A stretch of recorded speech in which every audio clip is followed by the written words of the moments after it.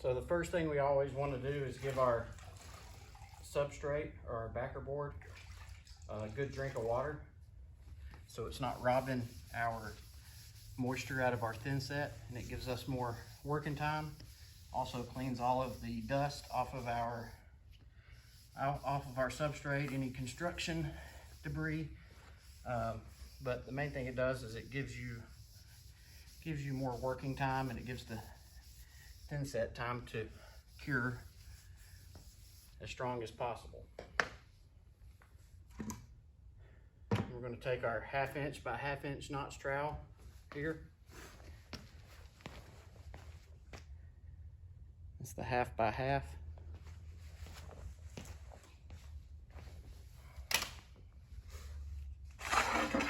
We're going to take our 24 by 24 towel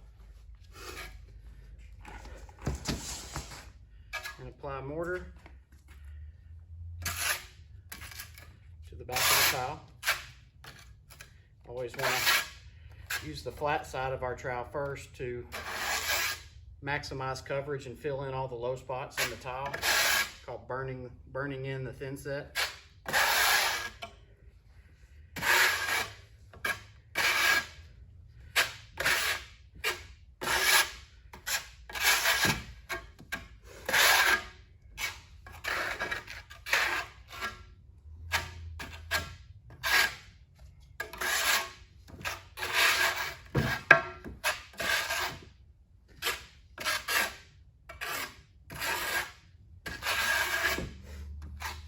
Then we're going to take our trowel, our notch side.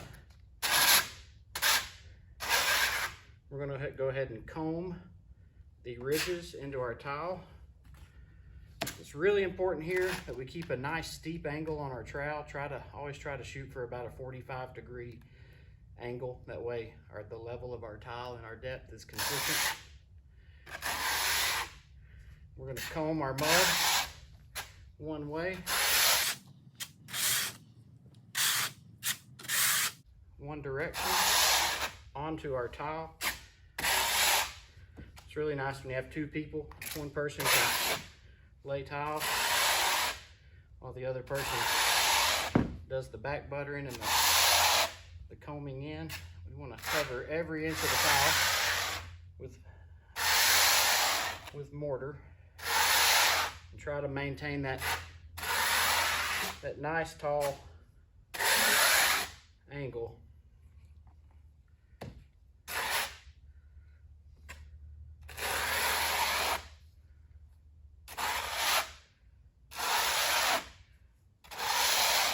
Plenty of mud on the back of our tile.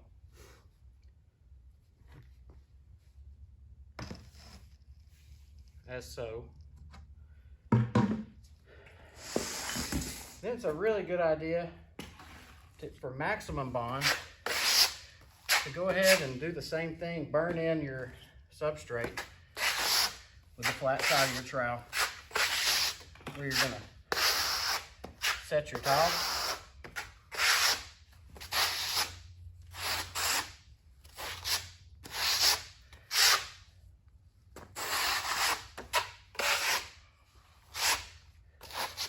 Just a thin coating to skim it over. That'll get you your strongest bond.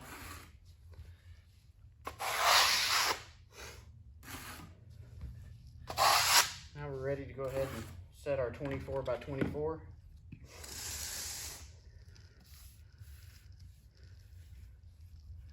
So we'll go ahead and set it. We try not to bulldoze our thin set. That means set it and roll it over to the front. We actually just want to evenly lower it. We want to move our tile about 1 inch one way and 1 inch in place. That rolls all of the mortar joints over so you have good coverage. Clean up whatever mess is on the tile.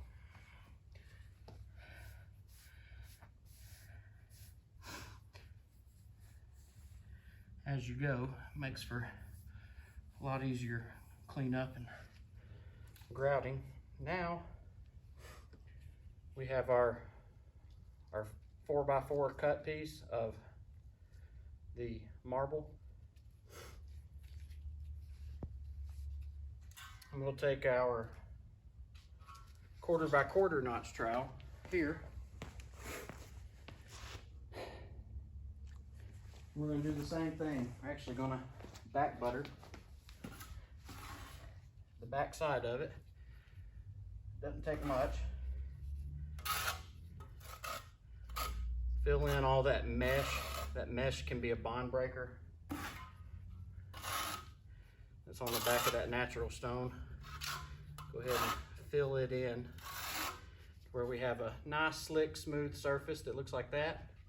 Now we can take the notch side of our trowel and actually comb in the mortar, just like so. Doesn't take a lot on this small tile.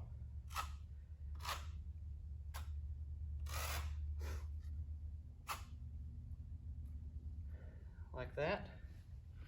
I'm going to go ahead, same thing, it's a good idea on our substrate to burn it in with the flat side of our trowel, like that. That'll give us the maximum strength bond. And we're going to go ahead and set our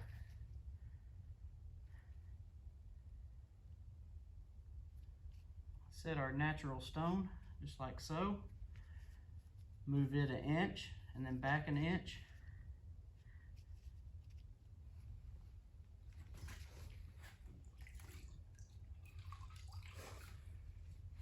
Always like to take my sponge with every tile,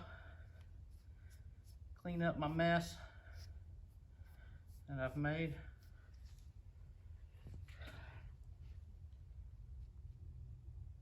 Now you would put your grout spacer in, but you can see how nice and flat that is because of the deeper mortar that we have on this side underneath the tile versus the 1/4 inch of mortar that we have under the keystone that creates the pinwheel pattern. And you can see how flat that is. My little wedge isn't catching any tile. Nice and smooth in place. And we'll start again here with the 24x24 inch tile. And we should have really, really good coverage. If we were to pry that tile up, the big tile, we should be able to see you're shooting for 80% coverage on floors, which is really, really thick. Creates a lot of suction, hard to get up. But you can see here how good the coverage is. We've achieved nearly 100% thin set coverage, which is ideal on our big tile. And we've achieved 100% coverage on our 4x4. So if you actually will back butter the tile or have somebody back butter the tile and not the substrate and hand them to you and set them, it actually should go pretty fast. But 1/4x1/4 trowel on the natural stone, 1/2x1/2 trowel on the 24x24, everything will be nice and flat and should go pretty quick.